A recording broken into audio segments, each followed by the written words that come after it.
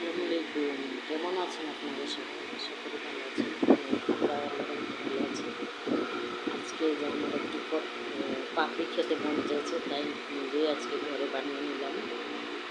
একটু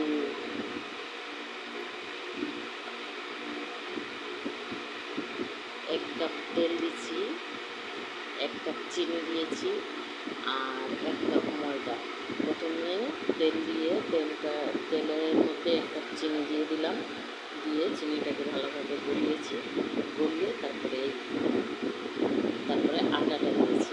আটা দিয়ে নাড়াচাড়া করে পরে এই প্লেটে একটু তেল মাখিয়ে এটা ঢেলে পিস পিস করে নিয়েছি। দেখুন লোভনীয় পাপড়ি তৈরি হয়ে গেল।